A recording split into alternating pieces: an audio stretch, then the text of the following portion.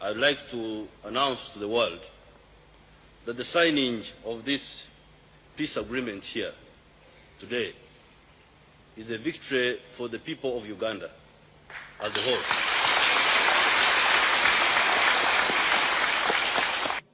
I want the world to understand this. The people of Uganda, the population, did not start violence. I was not a soldier, I was an intellectual.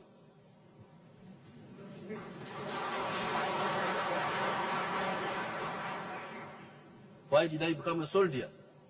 I became a soldier to defend myself and my people against state-inspired violence.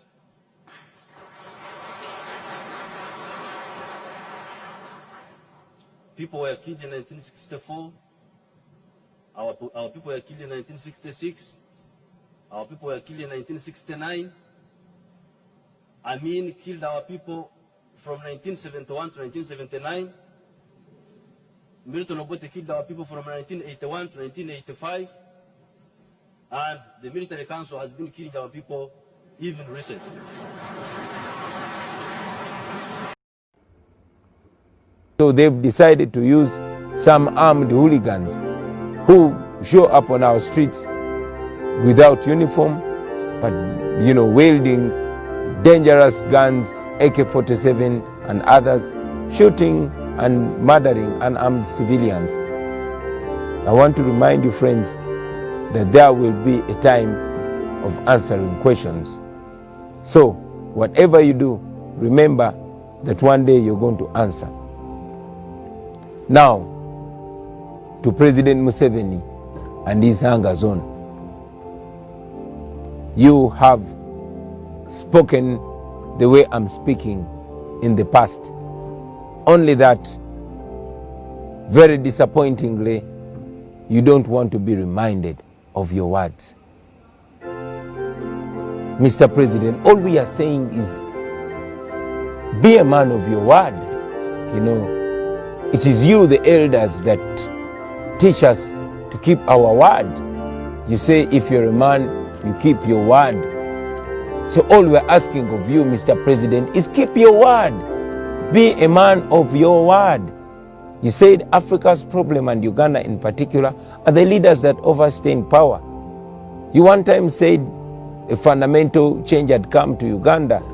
You one time said you will not preside over a government where people are killed and you don't know the killer. You one time said that you went to the bush because Obote killed your people, because Amin killed your people. These are the same reasons that you gave for picking up guns and convincing young men and women of that time, our age of that time and even younger, to join you in what you called a liberation struggle. But here we are, 40 years later. You are killing our mothers. You are killing our fathers. You are killing a population who are supposed to be your grandchildren.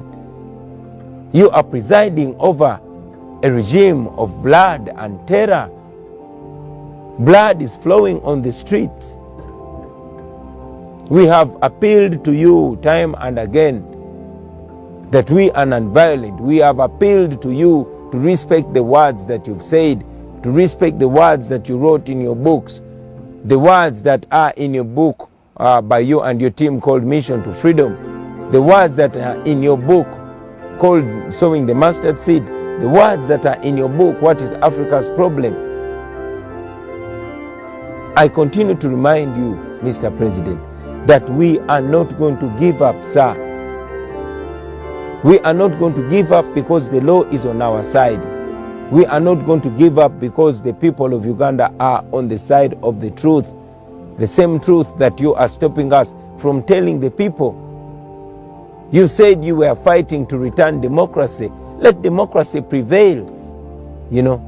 Be a real soldier. If you're a real soldier, respect the rights of the people. If it is democracy, let it be democracy. Respect fair play. Let the people of Uganda decide. I know many of you fellow Ugandans have asked us what we shall do to President Museveni after we defeat him. I've said it and I'm saying it again, that now entirely depends on him. It depends on how he wants to go out. If he respects the voices of the people of Uganda, we would be happy to respect him, to retire him with dignity, and of course to have him as a resident former president who can even guide.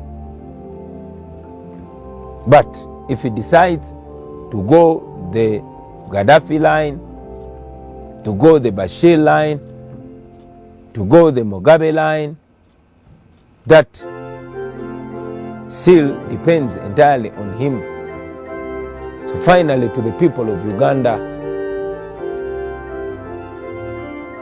I want to remind you that this is not only about a certain section of people. It's not only about young people. And yes, it's not only about elders. It's about all of us. This is about all of us. Bad roads will not ask what tribe you are or what religion you are or where your family is before they kill you in an accident. A badly governed country will not, discriminate